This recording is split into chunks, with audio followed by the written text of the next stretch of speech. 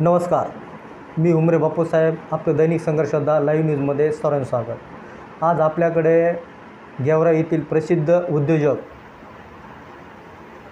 राधेश्याम दातार हे या ठिकाणी आवर्जून उपस्थित राहिलेले आहेत आणि ते अहिल्यादेवी होळकर सार्वजनिक जयंती उत्सव समितीचे अध्यक्ष झालेले आहेत.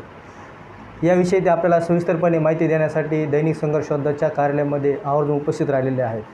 दातार साहेब नमस्कार. नमस्कार. आपला परिचय सांगा. मी दातार राधेश्याम हरिभाऊ, मुक्काम भोजगाव, पोस्ट तळणेवाडी, तालुका गेवरा, जिल्हा बीड. हल्ली मुक्काम कोल्हे रोड स्टेडियमच्या जवळ राहतो आहे. पर आता अहिल्यादेवी होळकर सार्वजनिक जयंती उत्सव समितीच्या वतीने तालुक्यामध्ये नवीन चेहऱ्याला संधी दिली आहे. तरुण आहात, आपल्यावर जयंतीची जिम्मेदारी दिलेली आहे. कसं वाटते?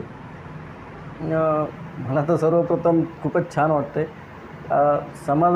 माझ्या समाजाने माझ्यावरती विश्वास ठेवलेला आहे, तर तो विश्वास हा त्यांनी मी व्यवसाय आहे, माझा व्यवसायामध्ये 10 वर्षापासून मी काम करत असताना समाजाने विश्वास ठेवून माझ्यावरती जी जिम्मेदारी दिलेली आहे, जयंती जी पाठीमागील झालेली नाही, पाठीमागाची जशी झालेली नाही, तर त्यापेक्षा काहीतरी वेगळी करेल. आणि मी जयंती करीत असताना गेवरा तालुक्यातल्या खेडोपाडी लोकांनी याचा आदर्श घेऊन जयंती केली पाहिजे येणाऱ्या काळामध्ये, पुढील जयंतीमध्ये, की बाबा हो म्हणजे तंटामुक्त जयंती आणि DJ मुक्त जयंती अशी आपण साजरा केलेली आहे.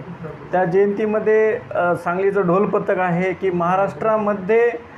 मराठवाड्यामध्ये आपल्या बीड जिल्ह्यामध्ये आपल्या गेवरा तालुक्यात अशी जयंती होणार आहे की ती भूतोना भविष्य जयंती होणार आहे. हे मी तुम्हाला आणि जनतेला मी सांगू इच्छितो आणि पत्रकार साहेब तुम्हाला पण.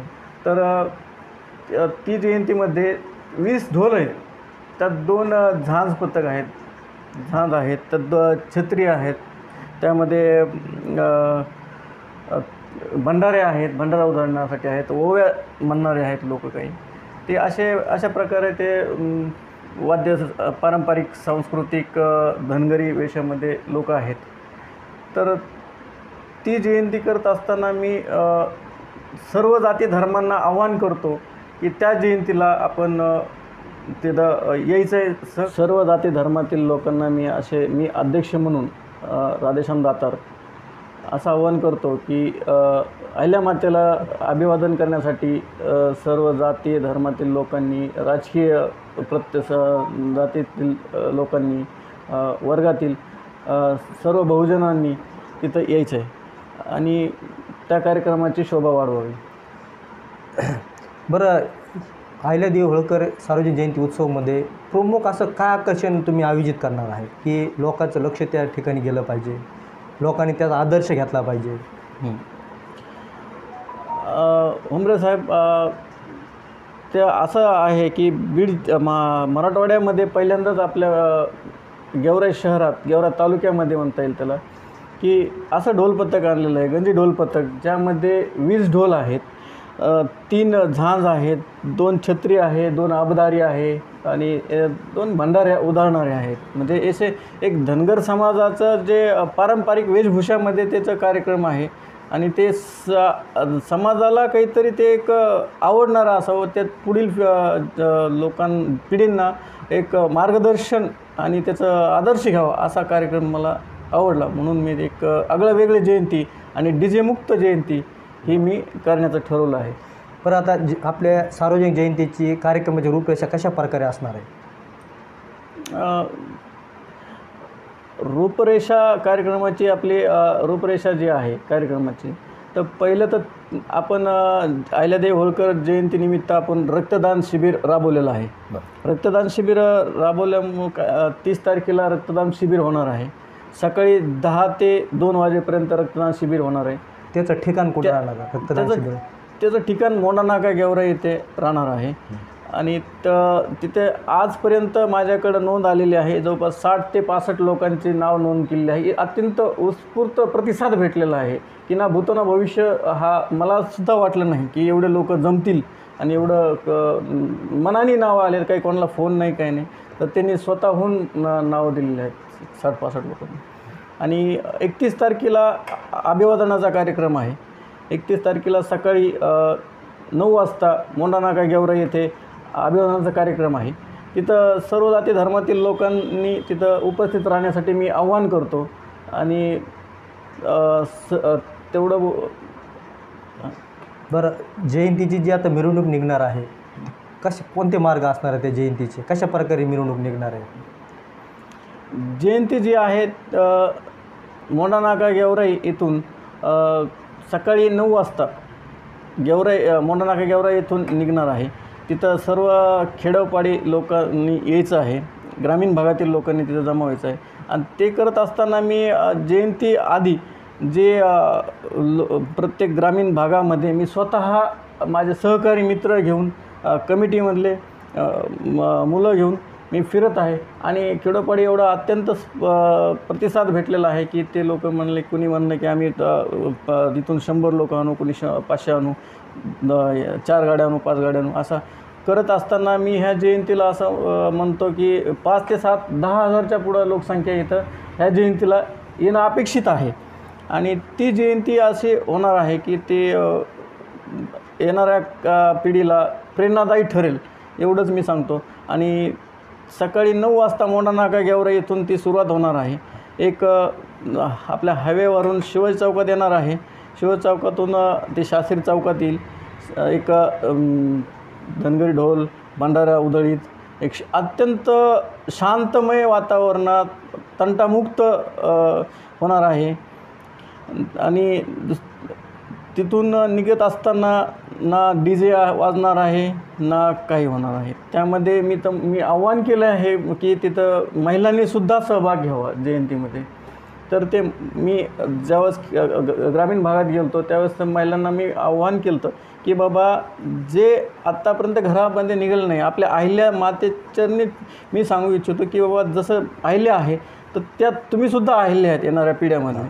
तर त्याचा आदर्श घेण्यासाठी महिलांनासुद्धा मी आव्हान केलं आहे. तर आता काल परवा लोकसभेची निवडणूक झाली आहे, तालुक्यामध्ये जातीपातीचं राजकारण झालं आहे.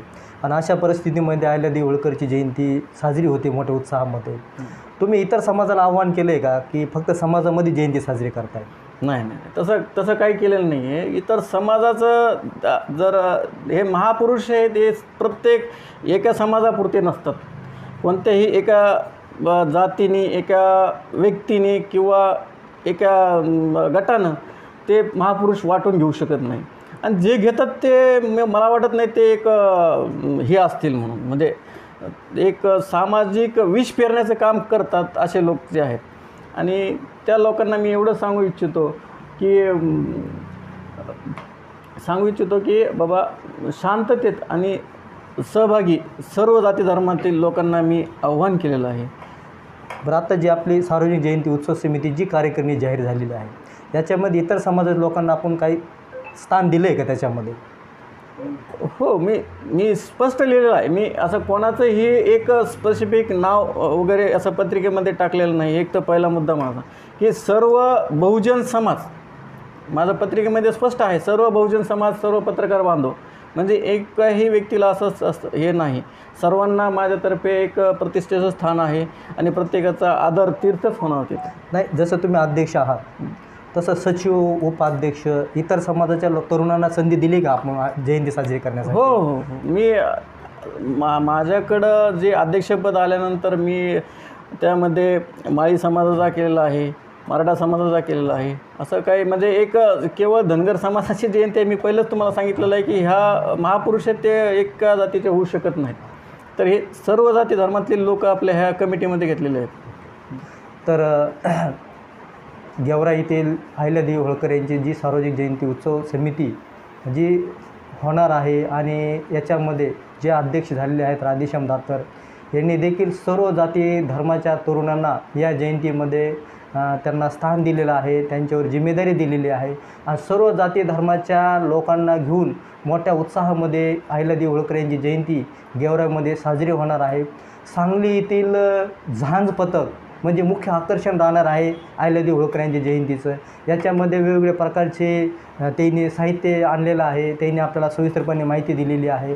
गेवराई शहरामध्ये सकाळी 9 वाजता 1 तारखेला जयंती निघणार. 2 तारखेला वार रविवार. हां 2 जूनला सकाळी 9 वाजता अहिल्यादेवी होळकर यांची भव्य अशी मिरवणूक निघणार आहे.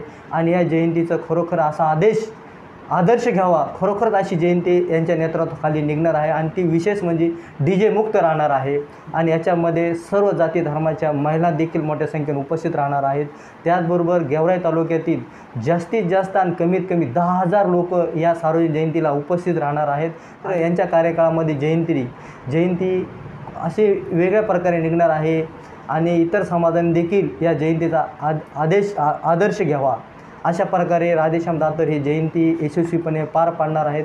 आणि त्यांनी नुसतं समाजासाठीच आव्हान केलं नाही, तर इतर समाजातील तरुणांना, ज्येष्ठांना या जयंतीमध्ये सहभाग घेण्याचं आव्हान केलेलं आहे. मी मुख्य संपादक हुंबरे बापूसाहेब, धन्यवाद.